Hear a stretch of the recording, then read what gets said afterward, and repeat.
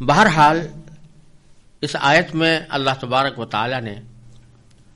بنی اسرائیل اور یہودیوں کی یہ بات نقل فرمائی ہے کہ وہ تورات کے احکام کو تو پس پش ڈالے ہوئے ہیں، اس کے برعکس انہوں نے جادو کا طریقہ اختیار کر رکھا ہے، جادو کے پیچھے لگے ہوئے ہیں، اور اس جادو کے ذریعے وہ اپنے آپ کو منہمک کیے ہوئے ہیں اور اللہ تبارک و تعالیٰ کی کتاب سے غافل ہوتے جا رہے ہیں۔ اسی سلسلے میں آگے آیت میں اللہ تبارک و تعالیٰ نے ایک خاص واقعے کا بھی ذکر فرمایا ہے۔ پہلے اس واقعے کا پس منظر سمجھ لینا چاہیے۔ وہ واقعہ یہ ہے کہ عراق میں ایک شہر ہے جو بابل کے نام سے مشہور ہے، اور اس شہر کے اندر جادوگروں کی بڑی کثرت تھی، اور اس میں جادو کا بڑا رواج ہو چکا تھا، اور یہودی بھی اس ناجائز کام میں بری طرح ملوث ہو گئے تھے۔ اور نہ صرف یہ کہ جادو کے کام میں ملوث ہو گئے تھے، بلکہ وہ انبیاء کرام علیہ السلام کے معجزات اور جادو دونوں کو ایک جیسا سمجھنے لگے تھے، اور جس طرح انبیاء کرام علیہ السلام کے ہاتھوں پر بعض اوقات اللہ تبارک و تعالیٰ کوئی غیر معمولی واقعہ ظاہر فرماتے ہیں جس کو معجزہ کہا جاتا ہے، اور وہ ان کی نبوت کی دلیل ہوتا ہے، ان کے تقدس کی دلیل ہوتا ہے، اسی طرح جادوگروں نے یہ غیر معمولی باتیں لوگوں کے سامنے ظاہر کر کے اپنے تقدس کا اظہار کرنا شروع کر دیا تھا، اور لوگ جو ہیں ان کی ان عجیب و غریب باتوں کو دیکھ کر ان کو اپنا پیشوا بنانے لگے تھے۔ اور ساتھ ہی جادوگروں نے یہ بھی کہنا شروع کر دیا تھا کہ جو جادو کے کام ہم کرتے ہیں یہ براہ راست نتیجہ پیدا کرتے ہیں، یعنی اس میں اللہ تبارک و تعالیٰ کی مشیت کو کوئی دخل نہیں ہوتا، بلکہ جو فارمولے ہم نے جادو کے بنائے ہوئے ہیں ان میں بذات خود یہ تاثیر ہے کہ ان سے نتیجہ پیدا ہو جائے۔ تو دو قسم کی گمراہیاں اس کے ذریعے پھیل رہی تھیں۔ ایک گمراہی تو یہ کہ معجزے اور جادو میں فرق نہیں کیا جا رہا تھا، اور جس طرح معجزہ جن مقدس ہاتھوں پر ظاہر ہوتا ہے وہ نبی کہلاتے ہیں اور ان کی پیروی کی جاتی ہے، ان کو مقدس سمجھا جاتا ہے، اسی طرح جادوگروں نے اپنی غیر معمولی باتیں ظاہر کر کے جادو کے کرشمے دکھا کر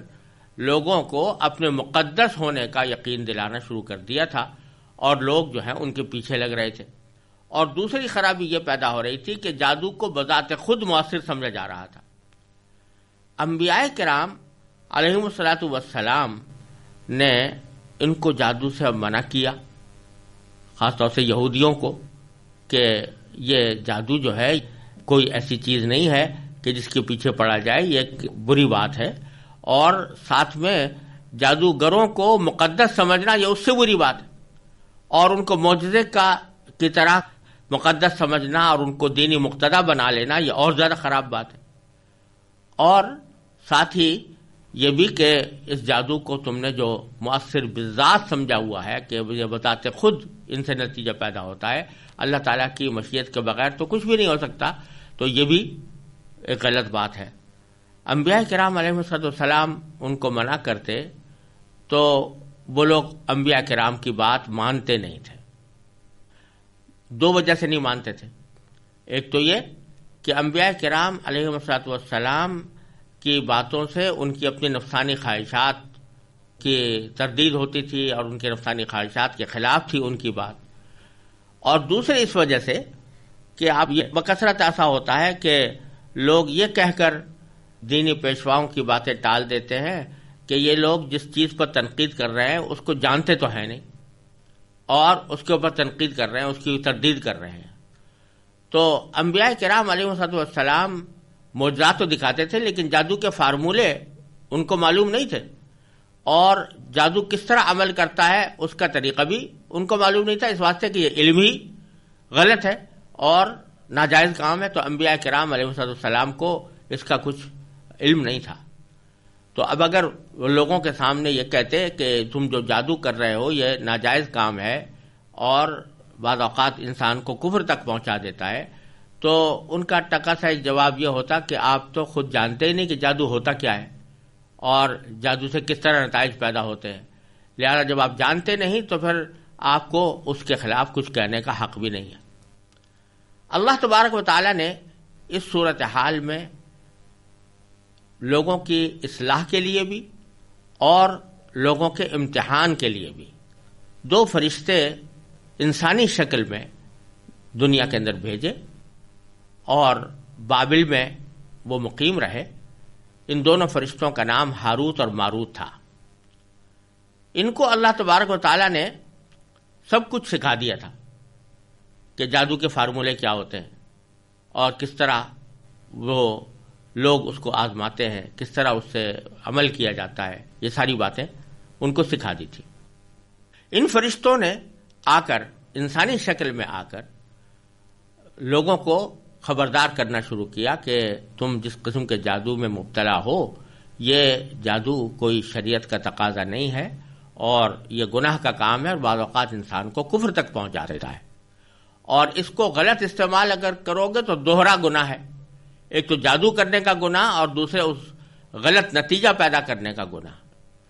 یہ بات سمجھانے کے لیے اللہ تبارک و تعالی نے فرشتوں کو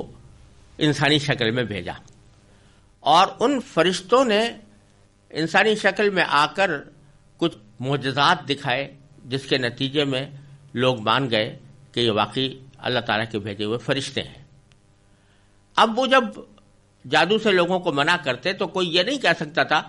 کہ یہ لوگ جادو نہیں جانتے، کیونکہ انہوں نے سارا جادو کا علم ان کے پاس موجود تھا اور وہ لوگوں کو وہ فارمولے، جادو کے فارمولے اگر وہ پوچھتے تو بتا بھی دیتے تھے، لیکن ساتھ ساتھ یہ کہہ دیتے کہ ہم اس لیے بتا رہے ہیں تاکہ تم اس سے پرہیز کرو، اس لیے نہیں کہ تم اس پر عمل کرو، بلکہ اس لیے بتا رہے ہیں کہ تم اس سے پرہیز کرو۔ یہ ایسا ہی ہے جیسے کہ کوئی شخص کسی گمراہ مذہب یا گمراہ دین کی تفصیلات لوگوں کے سامنے بیان کرے اور ان سے کہے کہ یہ گمراہی کا دین ہے، تو ان کو یہ کہنے کا حق حاصل ہوتا ہے۔ اس کا بیان کرنے کا مقصد یہ نہیں ہوتا کہ لوگ اس دین کی طرف جائیں۔ مثلا آج اگر کوئی مسلمان عالم عیسائیت یا یہودیت یا ہندو مذہب یا بدھ مذہب کے عقائد کو بیان کرے اور کہے کہ ہندو مذہب میں یہ عقیدہ ہے، بدھ مذہب میں یہ عقیدہ ہے، عیسائی مذہب میں یہ عقیدہ ہے، یہودی مذہب میں یہ عقیدہ ہے، تو اس کا مطلب یہ نہیں ہوتا کہ لوگوں کو وہ اس عقیدے کی دعوت دے رہا ہے، بلکہ یہ بتاتا ہے کہ اس میں یہ خراب عقیدے موجود ہیں اور پھر اس کی تردید بھی کرتا ہے اور لوگوں کو متنبہ بھی کرتا ہے کہ تم اس غلط عقیدے کو اختیار نہ کرنا۔ یہی صورت ہاروت اور ماروت نے اختیار فرمائی کہ جادو ایک طرح سے ان کا دین بن چکا تھا، تو اس دین کی تفصیلات بیان کرنے کے لیے اللہ تبارک و تعالی نے ان فرشتوں کو بھیجا تھا کہ تاکہ لوگوں کو تفصیلات بتائیں، اور تفصیلات بتانے کے ساتھ ساتھ یہ بھی بتائیں کہ ہمیں جو تمہارے پاس بھیجا گیا ہے یہ آزمائش کے لیے بھیجا گیا ہے کہ تم آیا ہماری بات مانتے ہو کہ نہیں مانتے ہو، لہذا تم کبھی ایسے جادو میں مبتلا نہ ہونا جس سے اللہ تبارک و تعالی نے منع فرمایا ہے۔ یہ کام فرشتوں کو سونپا گیا تھا۔ انبیاء کرام علیہ والسلام کو یہ کام اس لیے نہیں سونپا گیا کہ یہ انبیاء کرام کے شایان شان نہیں ہے کہ وہ جادو کے فارمولے لوگوں کو بتائیں اور زبان سے ان کو سمجھائیں کہ یہ فارمولے ہوتے ہیں۔ انبیاء کرام کے شایان شان یہ بات نہیں تھی۔ فرشتوں سے تو بہت سے تکوینی کام لیے جاتے ہیں اور ایسے کام لیے جاتے ہیں جو بظاہر شریعت کے خلاف ہوتے ہیں، مثلا کسی آدمی کو موت دے دینا، کسی کو قتل کروا دینا وغیرہ، یہ تکوینی کام ان سے لیے جا سکتے ہیں، لہذا اللہ تبارک و تعالی نے اس کے لیے انبیاء کرام کے بجائے فرشتوں کو منتخب فرمایا اور وہ جا کر لوگوں کو انہوں نے اس جادو کے فارمولے بتائے۔ بعض مفسرین نے یہاں یہ بھی بیان کیا ہے اور یہ احتمال بھی ظاہر کیا ہے کہ ہاروت اور ماروت لوگوں کو جادو کے فارمولے ان کو معلوم تو تھے لیکن وہ لوگوں کو سکھاتے نہیں تھے، بلکہ وہ سکھاتے تھے وہ اعمال کے جو شرعاً جائز ہیں، مثلا وہ دعائیں یا وہ ذکر یا وہ ایسی جھاڑ پھونک کے طریقے جو شرعاً جائز ہیں وہ سکھاتے تھے، اور ساتھ ساتھ یہ کہتے تھے کہ اس کو غلط استعمال نہ کرنا، یعنی کسی ناجائز مقصد کے لیے استعمال نہ کرنا، مثلا کسی میاں بیوی کے درمیان پھوٹ ڈالنے کے لیے تم یہ طریقہ اختیار نہ کرنا، یا کسی کی ناجائز محبت حاصل کرنے کے لیے یہ طریقہ اختیار نہ کرنا، یہ بھی بتاتے تھے۔ اور ہو سکتا ہے کہ دونوں ہی باتیں ہوں، کہ ایک طرف وہ جادو سکھاتے تھے تاکہ لوگ اس سے باخبر ہو کر اس سے اجتناب کریں، اور ہو سکتا ہے کہ متبادل طریقے پر کوئی ایسا جائز کام جو جھاڑ پھونک سے تعلق رکھتا ہو اور جو شرعاً جائز ہو، جیسے قرآن کریم کی آیات بعض اوقات اس غرض کے لیے پڑھی جاتی ہیں کہ اس سے کوئی دنیاوی مقصد حاصل ہو جائے، تو بعض اوقات اس سے ہو بھی جاتا ہے، تو اس قسم کا کوئی عمل یہ سکھاتے ہوں کہ اس طرح کرنے میں تو کچھ حرج نہیں ہے، مگر اس طرح کرنے کو بھی اپنا مشغلہ نہ بنانا، بلکہ اس کو غلط استعمال نہ کرنا کہ اس سے کوئی ناجائز مقاصد حاصل کیے جائیں۔ تو بہرحال یہ فرشتے اس کام کے لیے بھیجے گئے تھے، لیکن ہوا یہ کہ بنی اسرائیل کے یہودیوں میں سے بڑی تعداد نے فرشتوں کی اس بات کو پر تو عمل کیا نہیں کہ وہ جادو سے پرہیز کریں، اور نہ اس بات پر عمل کیا کہ کسی جائز طریقے عملیات کو غلط مقصد کے لیے استعمال نہ کریں، بلکہ جادو کے فارمولے سیکھتے اور جا کے کہتے کہ ہم اس لیے سیکھ رہے ہیں تاکہ اس سے اجتناب کریں، اور وہ عملیات بھی ہو سکتا ہے سیکھتے ہوں، اور پھر ان کو استعمال کرتے تھے حرام کاموں میں، جادو کے اوپر بھی عمل کرتے تھے اور ان عملیات کو بھی استعمال کرتے تھے جائز کاموں کے بجائے ناجائز کاموں میں۔ تو اس سے بعض اوقات یہ کرتے تھے کہ میاں بیوی کے درمیان پھوٹ ڈالنے کا کام لے لیا اس جادو کے فارمولے سے یا کسی عملیات کے ذریعے۔ تو اللہ تبارک و تعالی یہ فرما رہے ہیں کہ آگے وما انزل علی الملکین ببابل ہاروت و ماروت، یعنی یہودی پیچھے لگ گئے اس چیز کے جو نازل کی گئی تھی دو فرشتوں پر بابل شہر میں، ان دو فرشتوں کا نام ہاروت اور ماروت تھا۔ اور باری تعالیٰ فرماتے ہیں وما یعلمان من احد، یہ دو فرشتے کسی کو اس وقت تک کوئی تعلیم نہیں دیتے تھے حتی یقولا، یہاں تک کہ جب تک ان سے یہ نہ کہہ دیں کہ انما نحن فتنہ، کہ ہم تو محض آزمائش کے لیے بھیجے گئے ہیں، فلا تکفر، لہذا تم جادو کے پیچھے لگ کر کفر اختیار نہ کرنا۔ یہ اللہ تبارک و تعالیٰ نے ایک آزمائش کا طریقہ ان کے لیے بھیجا تھا۔ باری تعالیٰ فرماتے ہیں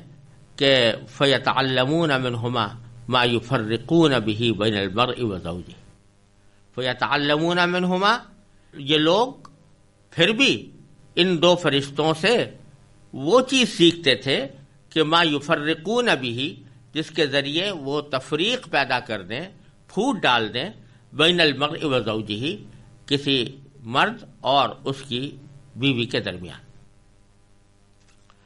اور ساتھ ہی اللہ تبارک و تعالیٰ نے اس عظیم حقیقت کو واضح الفاظ میں بیان فرمایا کہ جادو اگرچہ ایک حقیقت ہے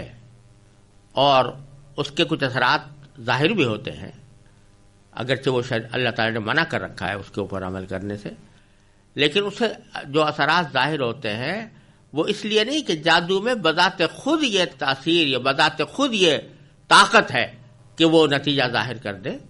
بلکہ اس کائنات میں کوئی بھی عمل اللہ جل جلالہ کی مشیت کے بغیر نہیں ہو سکتا۔ چنانچہ فرمایا وما ہم بضارین بہ من احد، اور وہ ہرگز نقصان پہنچانے والے نہیں تھے کسی کو بھی الا باذن اللہ، مگر اللہ تبارک و تعالیٰ کے حکم سے، یعنی اللہ تعالیٰ کی مشیت سے۔ اللہ تعالیٰ کی مشیت کے بغیر کسی کو نقصان نہیں پہنچا سکتے تھے۔ یہاں یہ بات سمجھ لینے کی ہے کہ ایک تو ہے اللہ تبارک و تعالیٰ کی رضا اور ایک ہے اللہ تعالیٰ کی مشیت۔ اللہ تعالیٰ کی رضا تو صرف اچھے کاموں سے متعلق ہوتی ہے، مثلا اللہ تعالیٰ راضی ہوتا ہے عبادت کرنے سے، اللہ تعالیٰ کی عبادت کرنے سے، اللہ تعالیٰ راضی ہوتا ہے دوسرے لوگوں کو کوئی فائدہ پہنچانے سے، دوسرے لوگوں کی امداد کرنے سے، خوش اخلاقی سے، اور جتنے بھی جائز یا مستحب کام ہیں یا واجب اور فرائض ہیں ان کی بجا آوری سے اللہ تعالیٰ راضی ہوتے ہیں. اور ایک ہے مشیت. مشیت کے معنی ہے اللہ تبارک و تعالیٰ کا ارادہ. تو یہ ساری کائنات اللہ تعالیٰ کی مشیت سے چل رہی ہے. اس میں اگر مسلمان پیدا ہو رہا ہے تو وہ بھی اللہ تعالیٰ کی مشیت سے پیدا ہو رہا ہے. اس میں کافر پیدا ہو رہا ہے تو وہ بھی اللہ تعالیٰ کی مشیت سے ہو رہا ہے. اس میں شیطان پیدا ہوا تو وہ بھی اللہ تعالیٰ کی مشیت سے ہوا. اگر کسی کو نفع پہنچ رہا ہے تو وہ بھی اللہ تعالیٰ کی مشیت سے پہنچ رہا ہے. کسی کو نقصان پہنچ رہا ہے تو وہ بھی اللہ تعالیٰ کی مشیت سے پہنچ رہا ہے. کوئی زندہ ہے تو اللہ تعالیٰ کی مشیت سے ہے، کسی کو موت آئی ہے تو اللہ تعالیٰ کی مشیت سے ہے. اور جو لوگ جرائم کا ارتکاب کرتے ہیں کہ کسی کا قتل کر دیا، کسی کا مال لوٹ لیا، اس پر اللہ تعالیٰ راضی تو نہیں ہے، اللہ تعالیٰ کی رضا اس کے اندر موجود نہیں ہے، لیکن اللہ تعالیٰ کی مشیت ہے. یعنی کوئی بھی شخص چاہے وہ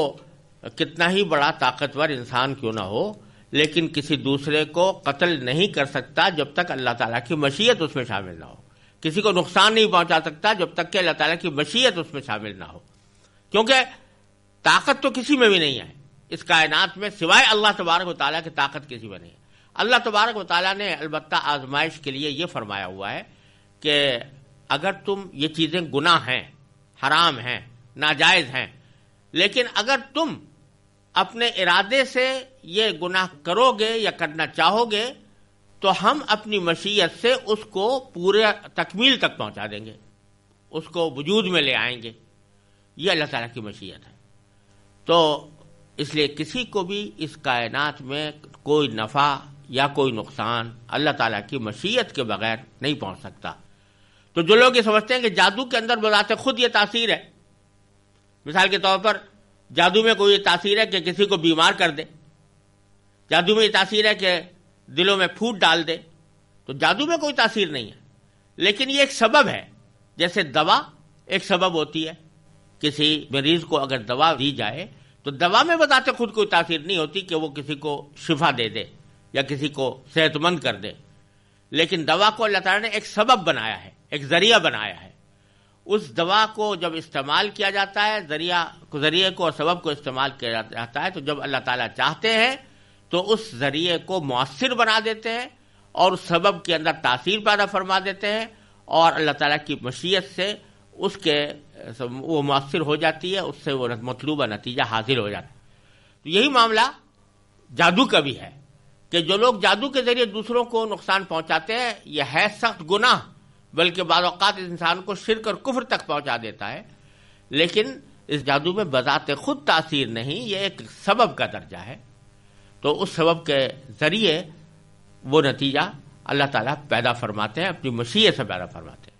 اس کی ایک مثال یہ سمجھ لیجئے کہ جیسے کوئی شخص پستول کے ذریعے دوسروں کو قتل کرتا ہے، تو یہ پستول جو ہے یہ ایک گولی، یہ ایک ذریعہ ہے، ایک سبب ہے، اور اللہ تعالیٰ کی قدرت کے بغیر وہ سبب نہیں بنا. اللہ تعالیٰ نے اپنی قدرت سے اس کو سبب بنایا، اور پھر جب کوئی شخص اس کا ارتکاب کرتا ہے تو اس ارتکاب کو مؤثر بنانے کے لیے اللہ تبارک و تعالیٰ کی مشیت شامل ہوتی ہے اس میں، لیکن رضا اللہ تعالیٰ کی شامل نہیں ہوتی. اللہ تعالیٰ راضی نہیں ہوتا اس کے اوپر، اور اسی لیے اس کے اوپر عذاب دیتا ہے. فرمایا کہ جو شخص کسی کو بغیر کسی وجہ کے قتل کرے تو اس کی جزا جہنم ہے، ہمیشہ ہمیشہ اس میں رہے گا. لیکن یہ کہہ رکھا ہے کہ اگر تم پکا عزم کر کے اپنی طرف سے ارادہ پورا کر لو گے، قصب کر لو گے، تو ہم تمہارے اس عمل کو مؤثر بنا دیں گے مشیت کے ذریعے، تکوینی مشیت کے ذریعے. تو یہی بات یہاں پر اللہ تعالیٰ فرما رہے ہیں وما ہم بضارین بہ من احد. اس جادو کے ذریعے وہ کسی کو بھی نقصان پہنچانے کی طاقت نہیں رکھتے، الا باذن اللہ، مگر اللہ کی مشیت کے ذریعے. لہذا ان کا یہ سمجھنا کہ جادو بذات خود تاثیر رکھتا ہے، یہ غلط ہے.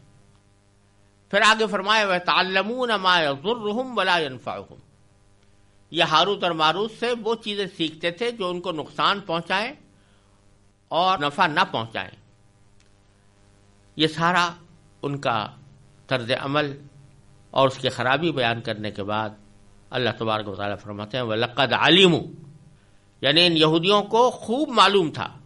کہ لَمَنِ اشْتَرَاهُ، کہ جو شخص یہ چیز خریدے گا، ان چیزوں کا خریدار بنے گا، یعنی جادو کا، ما لہ فی الآخرۃ من خلاق، تو آخرت میں اس کا کوئی حصہ نہیں ہوگا۔ وَلَبِئْسَ مَا شَرَوْا بِهِ أَنفُسَهُمْ، اور حقیقت یہ ہے کہ وہ چیز بہت بری تھی جس کے بدلے انہوں نے اپنی جانیں بیچ ڈالی۔ کیا معنی؟ کہ انہوں نے جادو خرید کر اور جادو کو اختیار کر کے اپنی جانوں کو بیچ ڈالا، کیونکہ یہ جادو کفر و شرک تک پہنچتا تھا، اور اس کفر و شرک کے نتیجے میں ان کو آخرت میں عذاب ہونا تھا، تو انہوں نے اپنی جانیں بیچ دیں اور اس کے بدلے میں جادو خرید لیا۔ تو بہت بری ہے وہ چیز جس کے بدلے انہوں نے اپنی جانیں بیچ ڈالی۔ پھر آگے فرماتے ہیں لو کانوا یعلمون، کاش کہ ان کو اس بات کا حقیقی علم ہوتا۔ اب یہ یہاں پر بظاہر عجیب بات لگتی ہے کہ آیت کے شروع میں اللہ تعالیٰ نے فرمایا وَلَقَدْ عَلِمُوا، ان کو اچھی طرح معلوم تھا، وہ خوب جانتے تھے کہ جو شخص ان کا خریدار بنے گا آخرت میں کوئی حصہ نہیں ہوگا۔ آخر میں فرمایا لو کانوا یعلمون، کاش کہ ان کو علم ہوتا۔ تو بظاہر دونوں باتیں متضاد لگتی ہیں کہ شروع میں تو فرمایا کہ وہ خوب جانتے تھے اور آخر میں فرمایا کہ کاش کہ ان کو علم ہوتا۔ در حقیقت بتایا جا رہا ہے کہ جہاں یہ کہا جا رہا ہے کہ ان کو خوب علم تھا یا اچھی طرح وہ جانتے تھے، اس جاننے سے مراد ہے محض نظریاتی طور پر جان لینا، یعنی نظریاتی طور پر وہ جانتے تھے کہ یہ بہت برا کام ہے، لیکن علم حقیقی وہ ہوتا ہے جو انسان کو عمل پر آمادہ کرے۔ اگر کسی چیز کی آدمی برائی جانتا ہے تو اس سے پرہیز کرے، لیکن اگر جانتا تو ہے کہ یہ چیز بری ہے لیکن عملاً اس کا ارتکاب کر رہا ہے تو پھر وہ علم نہیں ہے، وہ حقیقی علم نہیں ہے، وہ محض ظاہری علم ہے، نظریاتی علم ہے، وہ فائدہ مند علم نہیں ہے، حقیقی علم نہیں ہے۔ تو اس میں اللہ تبارک و تعالیٰ نے ایک بہت بڑی حقیقت ہم سب لوگوں کے لیے واضح فرما دی اور ہمیں سبق دے دیا کہ کوئی بھی اچھی بات اگر تم معلوم کرو یا اس کا تمہیں علم حاصل ہو تو محض جان لینا اس کا کافی نہیں ہے، وہ معیار فضیلت نہیں ہے۔ وہ فائدہ مند اس وقت ہوگا جب اس علم پر عمل کرو گے۔ اگر تم نے یہ جان لیا کہ جھوٹ بولنا حرام ہے، تم نے یہ جان لیا کہ غیبت کرنا حرام ہے، تم نے یہ جان لیا کہ کسی دوسرے کو تکلیف پہنچانا حرام ہے، تو جان تو لیا، لیکن یہ علم اس وقت تک تمہارے کام نہیں آئے گا جب تک کہ تم خود اس پر عمل کر کے ان چیزوں سے اجتناب نہ کرو۔ اگر جانتے تو ہو مگر جھوٹ بول رہے ہو، اگر جانتے ہو مگر غیبت کر رہے ہو، اگر جانتے ہو مگر دوسرے کا دل دکھا رہے ہو، تو یہ سارے اعمال، یہ سارا تمہارا علم جو ہے یہ بیکار ہے، بے فائدہ ہے۔ تو یہ چیز اللہ تعالیٰ نے واضح کرنے کے لیے شروع میں ان کے بارے میں کہا کہ خوب جانتے ہیں، اور آخر میں فرمایا کاش کے جانتے، یعنی حقیقی علم کاش کہ ان کو ہوتا تو پھر یہ اس علم کے مطابق عمل کرتے اور ان چیزوں سے اجتناب کرتے۔ پھر فرمایا کہ وَلَوْ أَنَّهُمْ آمَنُوا وَاتَّقَوْا، اور اگر وہ ایمان اور تقوی اختیار کرتے، لَمَثُوبَةٌ مِّنْ عِندِ اللَّهِ خَيْرٌ، تو اللہ کے پاس سے ملنے والا ثواب یقیناً کہیں زیادہ بہتر ہوتا۔ پھر دوبارہ فرمایا کہ لَوْ كَانُوا يَعْلَمُونَ، کاش کہ ان کو اس بات کا بھی حقیقی علم ہوتا۔ تو ظاہری جو علم تھا، نظریاتی جو علم تھا، اس کا شروع میں ایک مرتبہ ذکر فرمایا، لیکن جو حقیقی علم جو انسان کو عمل پر آمادہ کر دے اس کی نفی 2 مرتبہ فرمائی، جیسے اس بات کی تاکید کرنے کے لیے کہ نیرا کسی بات کو جان لینا انسان کے لیے فائدہ مند نہیں جب تک کہ انسان اس جانی ہوئی بات پر عمل بھی نہ کرے۔